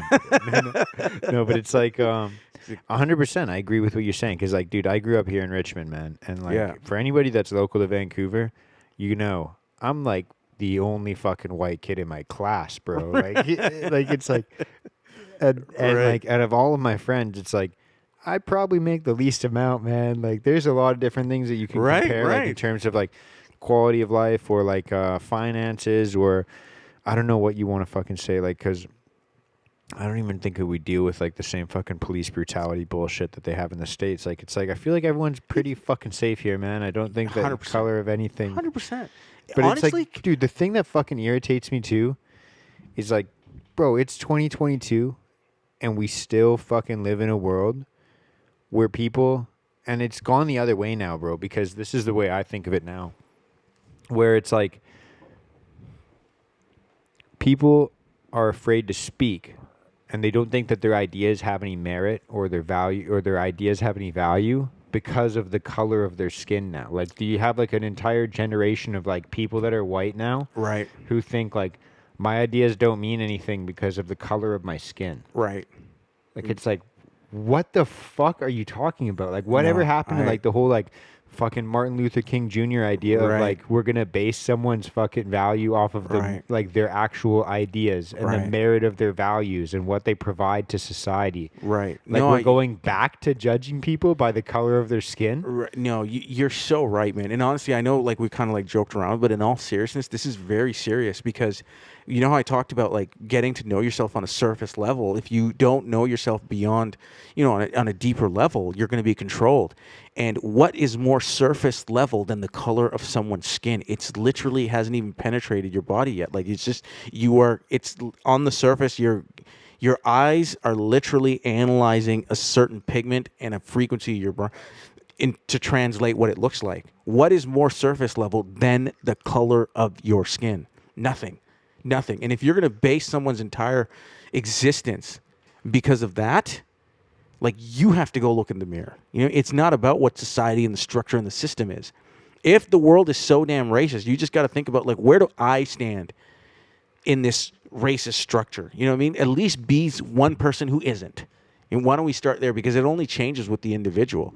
It actually is quite serious. And I think that if people don't slow down on this, it could get really, really, like, look how far it's come already. You know, people are losing jobs, people like careers, and because certain opinions that they hold. I'm gonna lose my fucking podcast. Right. And I tell you, with this whole racism thing, man, honestly, people who are not white, they're also racist as shit. You guys don't hear those conversations in private. You don't, because Us whiteys. yeah, you guys have everyone's racist within their own little group. Like, you got non-white people thinking the white people go into, you know, whatever white people do, whatever you guys are doing. We go camping and yeah, shit. camping. Friggin' holding s'mores with your hockey stick, right? Yeah, and yeah, just that's talking the kind of fires right? we have. Yeah, and then just talking about people who are not white in a negative sense. They think that's what racism is. It's just I honestly I can't imagine that people actually do this. Take time out of their day to talk shit about a particular group of people. Every time I have a conversation, someone has a problem, they talk about individuals. If you haven't problem with someone that's an individual, we already know the solution to that. Go speak to them. Yeah. There's literally no reason for this group stuff. Yeah. It really isn't. Not here, not in this part of the country, because they're not in this particular country. That's why we are Canada. There is racism around the world, yes. You know what I mean? And within other cultures, there's parts of the world that still have slaves. And guess what? Those slave owners are not white. What are we going to say about that? Yeah. Like even within India, like there's a huge caste system within that culture. And I know I'm not Indian per se, but like it doesn't matter. Like I'm allowed to. It doesn't mean you're not allowed to talk about stuff just because you're not part of that group. Yeah. That's not how Canada works. That's how it's never Fucking, worked. Dude, like that. look what happens in fucking China, dude, with the Uyghur Islam. Yeah, the Uyghurs, like they're Yeah. Muslims and they're being persecuted, right? Like this stuff exists, and for us to kind of demonize our country that gives us so much. Like, I think about the lifestyle that I have and the fact that, like, you know, I'll give you an example. Like, my parents right now they're at their house in Vancouver. I don't have to worry about them because I live in a safe country. Most people who have been born here blaming about racism and stuff, they can't even comprehend that. Like, having to live somewhere where the idea where you almost have to worry about where the location of your family members are because anything can happen at any moment. You know what I mean? Have you ever lived in that type of state? No, personally, no. No, never. majority of people have not. Yeah.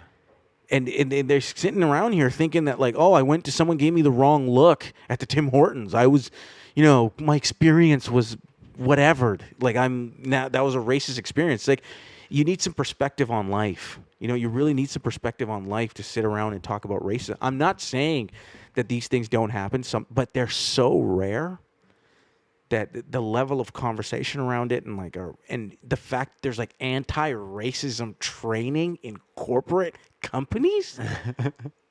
what is going on, man? I Yeah. don't. If anything, that is almost teaching racism to people. Like I was gonna say, dude, I like there's nothing in my eyes. Like I was trying to explain this to like a family member recently, where it's like there's nothing more insidious than taking like a.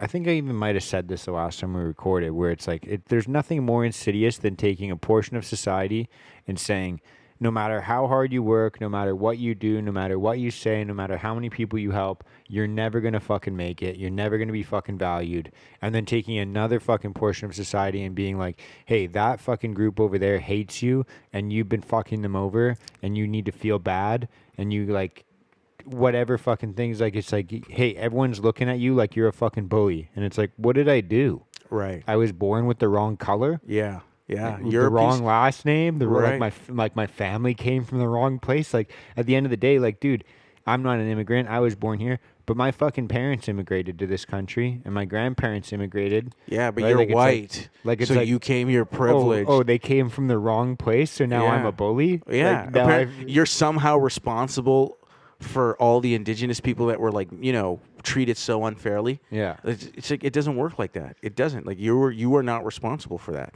We can't be Thank holding you. we can't be holding people accountable for things that they weren't even alive for.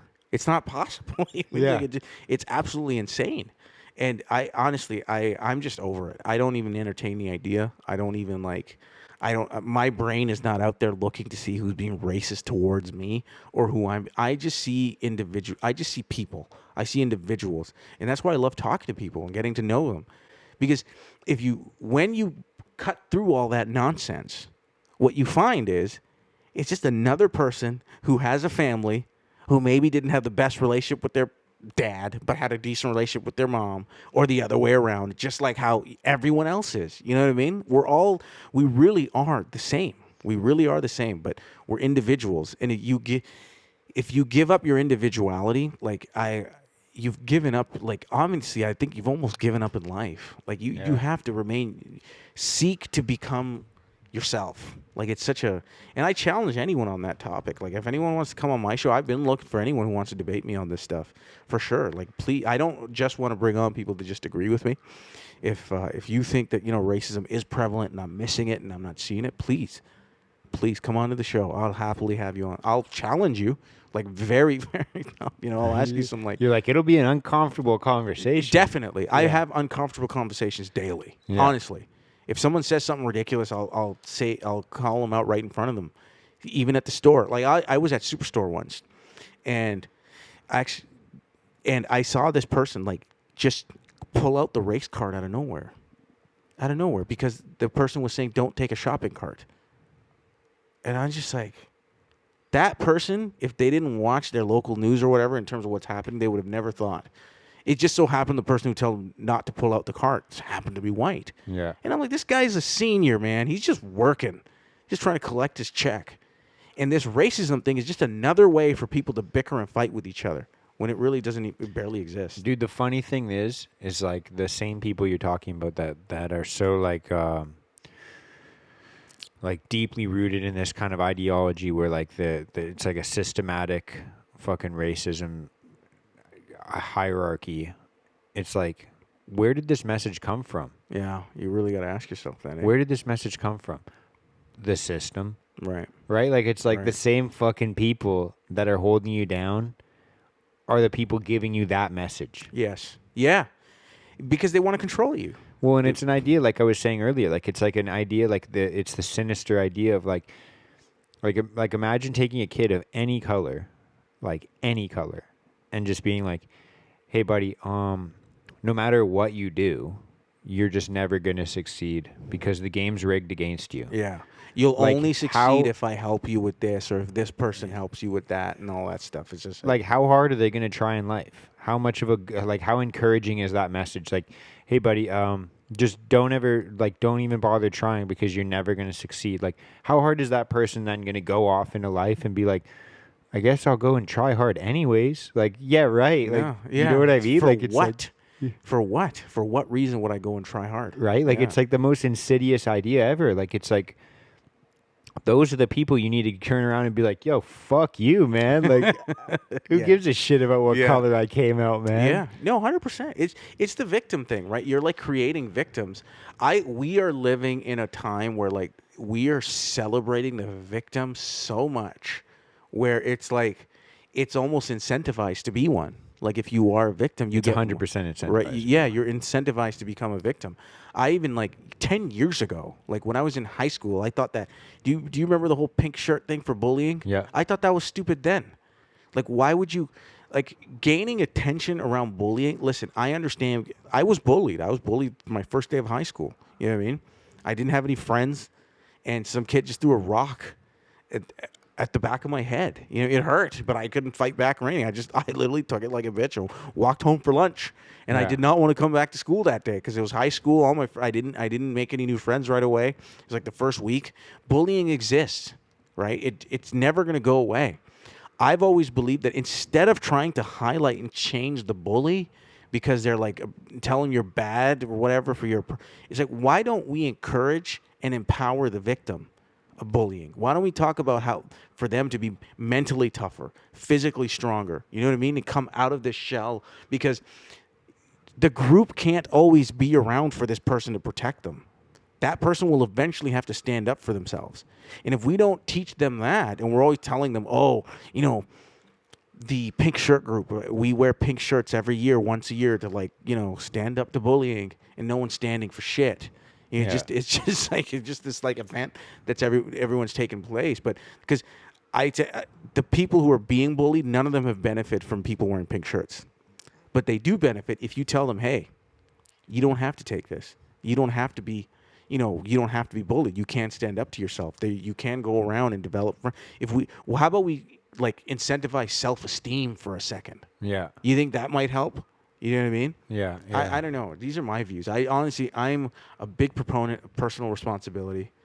Big proponent of personal responsibility. I think it would repair so much of our problems in our country right now, from the bottom right to the top of government. It would clean up so much if people just took a little bit more responsibility for their own life and stop blaming their feelings on. It could literally start with like, stop blaming your feelings on the person you're with, like dating, or the relationship that you're in, or your parent, your brother, your sister, your coworker. Stop blaming them and just see why you feel the way that you do. It can start from there, and just watch, you know, what can happen. Yeah, and that circles back to like what we were talking about earlier, and I said I was going to bring it up again, and I like that the conversation circled back there was like the idea of like words hurt. Like a lot of the time, a lot of the bullying, like the bullying that you cited, obviously, getting a rock thrown at your fucking head, that's pretty fucking shitty. I'll be honest, bro. Like, if I got a fucking rock thrown at my head, I'd probably be like, "Yo, fuck this place." But like, start crying. Like 99% of what is considered bullying nowadays is like verbal shit. Like it's like the words hurt kind of thing, and like you hear like, "Oh, words are violence." Like this person committed assault. Well, what did he do? He fucking called me the wrong thing. Like he said the word that triggered me. Like, and it's like. I was going to say, there is a little bit of legitimacy to it. Words do hurt sometimes. Like, there's things that you could say where I'm like, man, why did he say that? Like, I thought we were like bros. Like, it's like, hey, like, if you came up and you're like, hey, by the way, everything you just said in that podcast episode was fucking whack, and I fucking hate you now, and I'm never going to talk to you again, I'd be like, fuck, man, why do you have to say that? Like, what the fuck? Like, come on, man. Like, yo, I thought we were tight. Like... You know, but there's also like an idea of like. But let me ask you this then: are the words causing the pain, or what's really causing the pain is like the dissonance that you had from the expectation of what you thought we were versus what the reality was? Well, not even that, but I was gonna say as well. Because, sorry, actually, before I answer, explain a little bit more what you mean. Like what you said is like. You know, if all of a sudden I call you back, everything that you said, right? Like, oh, you're a piece of shit. I ain't going to talk to you ever again. Like, does it hurt because what I'm saying hurts? Or does it hurt because you had a completely different expectation and understanding and image of me? Yeah. And it's like, man, you were so chill on camera, and now all of a sudden this? Right. And in that case, if this does happen to somebody, honestly, I would tell you, count that as joy. That is a joyful moment in your life because somebody exposed that they're a fucking hypocrite, and they're a piece of shit and they can't be clear and they're a complete like, Fraud. deceiving person. Yeah. It shouldn't hurt you at all. You know what I mean? That's what I would say. You know what I mean? Yeah. But I can understand. Like initially, we were like, oh shit, I thought we were cool. Yeah, like what the fuck? Right, but again, like I'm such a big proponent on personal responsibility, where it's like it shouldn't. If it hurts you, that's your issue. The other side of it too is like, and this comes down to like the whole like fat shaming shit as well, and where it's like, if someone, the other thing I was gonna say is like, if you said something like that, like you're like, hey, by the way, everything you just said on that episode was completely whack, and I completely disagree with you. You sounded like a fucking idiot. You shouldn't air that episode, and I'm never fucking coming to chill with you again. I would never say that. I know, just for the record. I'm just saying, like hypothetically, then I would like Right. at first be hurt. And then I'd probably go back and listen to the episode and be like, what did I say that was fucking whack? What did I say? And then there's like a personal growth aspect to it where it's like, maybe some of the shit that I said was fucked up. You know, like maybe I wasn't right. Maybe there's this idea of like, so you talked about like your buddy who like, you said he was fat in high school. Yeah. And everyone was like, hey, bro, you're fucking fat. Yeah, Like, yeah. and they're going to make jokes about, hey, you're fucking fat. And Yeah. that makes him feel bad. Right. Because he's like, oh, yeah, there's a little bit of truth behind what he said. Do you think that guy, maybe he is, but do you think that guy is still fucking fat? He might be. I'm gonna end that story with a happy ending. He's in some of the best fucking shape out of all my friends. He's to this day. I didn't even know that shit when I just saying. said that. I'm just saying. I'm just saying. He actually, and he made the turnaround real quick, like right after high school. And why do you think that is? I'm just saying. I'm not listen. I'm not saying that bullying is good, but we need bullies. No, Yeah, but I it's know, like, I know. do you know what I mean? Like, Yeah, it's like, 100%. dude, like, sometimes it's okay to have somebody fucking say something because it's like, dude, why don't you fucking take their ammunition away? Right. Like, hey, if they said this thing and Right. it fucking bothers you, and let's all be Right. real, if it fucking bothers you, like, there's two types of things you can get bullied for. There's the shit that you can control, and there's the shit that you can't control. Right. If you make fun of me because, like, hey, oh, your fucking parents are on welfare, or you live in fucking public housing, whatever, like, it's like, I mean, there's not really much I can do about that other than make sure I'm not in public housing later on in life. Yeah, that was a big driver for me in life. It really was. Well, there you go. There's Yeah. another fucking beautiful example. Absolutely. But it's like, in the moment, you just fire right back. You just have some self-esteem, fire right back. No one's perfect. Every bully has their freaking holes too. You know what I mean? yeah, yeah. It- But then there's the shit that you can control. Like, it's Absolutely. like, if I fucking wear this shirt and you're like, yo, you wore a fucking shirt with pineapples on it, I could be like, oh, I just maybe shouldn't wear a fucking shirt with pineapples on it. Right. You know what I mean? Like, it's like, there's the shit that Yeah, you can control. If it it's- really bothers you and you feel self-conscious about it, fucking change it. It's the most basic level of self-reflection. Like when someone calls you something, contemplating whether whether it's true or not is not a terrible thing. You know what I mean? I think these days, like with the victim, celebrating the victim, it's like whatever they're bullied on, like we immediately need to take what they said that the bully said was negative and turn it into some sort of positive. It's like, no, sometimes what they're saying to you is actually a detrimental thing in your life. You know what I mean? Like the overweight or like being, unhealthy. I got called titties at a pool when I was a kid. See that? Listen, And man. after that, I'm like, I'm going to go hit the fucking gym. There you didn't see. Now, today we'd encourage you to get a sports bra. Or a bikini. Yeah, like, in your pigment white body of yours. No, but, no, I'm totally with you on that, man. Honestly, it's just I'm so for teaching individuals self-esteem. In all seriousness, like in all seriousness, like if we teach the victim self-esteem versus that their bully is a terrible human being, and you're a better person for not doing that, because when you tell someone who's being bullied that the person who's bullying you is just a piece of shit and they're going to be like that their whole life, they're just unhappy, like what are you creating in society? You know what I mean? Like that person, because guess what? Believe it or not, bullies actually turn around too. They end up being great people. I've been bullied. I have bullied. I have been on the wrong side of it sometimes where I wish I didn't say something. You know what I mean? But 100%. we've all been there. It's just part of life. And to jump into these moments of life and try to, dissect each moment and micromanage all of it, it's as if telling individuals like, hey, you're too stupid to kind of know how to navigate and understand life. So join this group. They'll protect you. They'll guide you. It's like, you know what? Fuck you and your group. I'm just sick of it. I don't know. I'm just a big proponent of individuality and self-responsibility. I think people, because, and then if a group forms out of that, that's fine. You know what I mean? We're obviously like, we're humans. We are social beings. That will happen. But if you're wanting to formulate a group so it can serve a purpose versus like individuals who are purposeful and come together, like it's two very different things. And one is much more powerful than the other, I think. The Yeah. other one just has a large intimidation factor. They don't really change much. Yeah. Yeah, and I think as well, like the other thing to look at there is like, and dude, I'm no fucking Buddha. Like, I'm not like the fucking most relaxed fucking person. I just have a picture of Yeah, him. I was gonna say it's not what this picture suggests. I just have the painting, man. But you know, like when you see someone that is bullying someone else, like it's like, dude, only hurt people hurt people. You know what I mean? Like someone's got to be pretty fucked up in the head to like purposely go out and be like, I'm gonna fucking make someone feel like shit today. Right, because they want you to match their feeling. Right. It's misery needs company. It's classic cliche. Yeah. You know, so you say all sorts of things. But it's like, it's one thing to be like, yo, fuck that guy. He's a piece of shit. He always has been a piece of shit. He always will be a piece of shit. And it's like, sometimes like nowadays, especially, like I'm trying to remind myself a lot more. It's like, I look at that person, I'm like, man, who hurt you? Like, what the fuck? What happened to you, man? Yeah. Like, that's a broken person. Yeah, and sometimes it could be terrible things.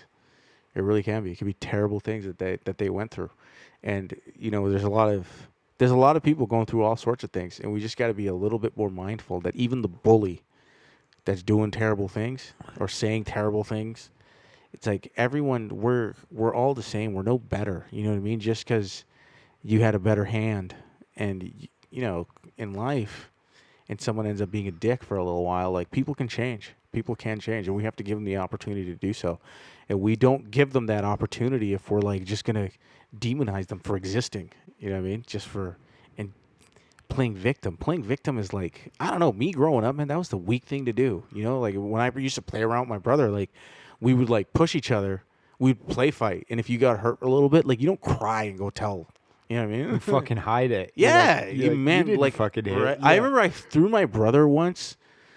I picked him up. We were kids. I picked him up and I threw him on the bed, and he ended up landing, not on the landed on the mattress, but his head caught the metal piece right at the end, and I like cracked his head, and he started bleeding. And he looked at me, and he was like, "Oh shit, I'm bleeding," and he started to cry a little bit, and I was like, fuck, I have to tell my parents on this one. I went and told them. Yeah, I went and told them. But my brother was like, he had my back. He was like, oh, you know, it was an accident. He didn't do all, I guess it was an accident, but like, that's just how it was. Like, you didn't just like, oh, fuck him, blah, blah, blah. That's not how it was. Yeah. I don't know, man. I said a lot of shit today. I love it, dude. I'm sure a lot of stuff, maybe people are like, fuck this guy, but I do mean what I say. They're like, man, this is a mental health Yeah, yeah, and I'm the mental patient that you brought on, apparently. No, dude, I'm in the exact same boat, dude. Yeah. I was going to say, it's been an hour and 45 minutes it's time to wind her down. of victim blaming, Islamophobia. What else do we fucking say that we were going to get canceled for? Defended Andrew Tate. Yeah. We talked about. Yeah. Fuck. I mean, I don't know if I defended him per se. We were just defending the fact that people shouldn't just be canceled for no reason. Oh, Andrew and we Tate. said that COVID was a hoax, too. Yeah, on some level. I'm not going to sit here and say I know exactly what went down, but there's a lot. Even today, the person who believed it fully, they'll probably agree with us that there was a lot going on where it was like, okay, a little, you know, that one was a little fishy. It's like, you got signs? It's only been 4 hours. You know, it's like, where'd these stickers come from? Let's fucking tie a little bow on this, man. Yeah. We'll wrap it up and tie a little bow on it. Yeah, can I shoot a little plug in here? Yeah, do your plugs, man. Okay, I just wanted to plug. I got our first EYG Productions documentary coming out this winter. Shout out to Jason. You know Jason Morales. Yeah, Pretty Boy Jay. Pretty Boy Jay, man. Shout out out to our Pretty boy. Boy Pretty Jay. Boy, man. I love that man, dude. We're gonna be releasing the Uplift documentary film, the story, coming out pretty soon. So I'll probably have Jason on my podcast pretty soon. Maybe you should come out too. We'll do a whole Fuck yeah. We'll do a whole episode. And Maybe I'll fucking bring Jay on too, man. Yeah, why not, man? We'll do a whole fucking world tour. Why not, We'll man? do We'll a just whole do world tour. Definitely. I'll tell you what, man. You know why? You know why I picked Jason to do this on and put all this effort into sharing his story is he's such an easy guy to work with. He's so willing and he's so like, there's like, you work in business, right? You meet some entrepreneurs, and every now and then you stumble upon someone that needs it to be a win-win situation, and Jason's one of those guys. And to me, it's like, I'm not shocked by any means with how well his business is done. When you mean well, and I've been in there for like 4 or 5 hours in a day filming and stuff, and I see how they treat their clients and whatnot. Like this, he's legit. Jason is for real. So keep an eye out for the film, man. It's coming out. It's the first EYG production film coming out. Yeah, dude. And I need to. That's what we got to fucking talk about next time, dude. Getting 100%. into filming that. Yeah, 100%. Why not? Fuck yeah, dude. Any other plugs? Go shameless, man. It's all good. No, that's about it. I just want to plug Jason. EYG Podcast as well. EYG Podcast. Right, yeah. Listen to the pod. The pod is, I'm working on some, right now, I'm just like really, really working on bringing in some guests. I'm really super like just grinding it out right now, because I'm also doing the 75 Hard from Andy Frisella's program right now. Fuck, man. How's that? What day are you on? I'm on day 12.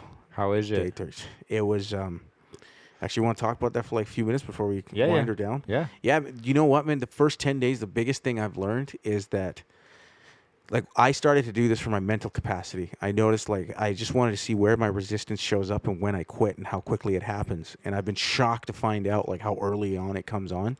And that's why I'm just so excited to continue running with it. And for those who don't know what it is, it's like 10 pages reading a day, 1 gallon of water, 2 workouts. I still got 2 to do tonight because I couldn't get in this morning. So I'm going to finish those off, and 10 pages of reading, no cheat days on your diet, and you got to take a progress picture every single day. And it's not those individual. And no booze. No booze. No cheat meals. Yeah, no cheat meals, no booze. Those things are easy. And it's not to say each of those things individually per se are difficult.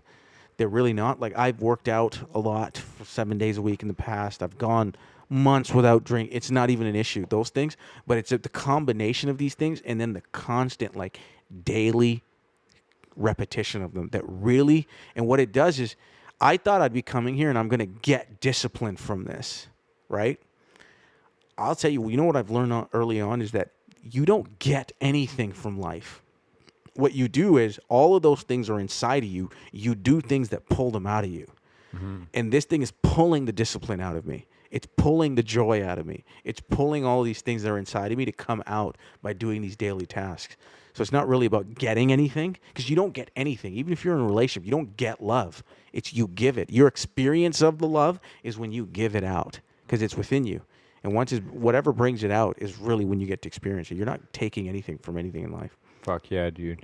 I'm excited to hear how that journey goes, man. We'll talk about it. Have you done it? I've done it. I did it. Yeah, I did. I say I've done it twice.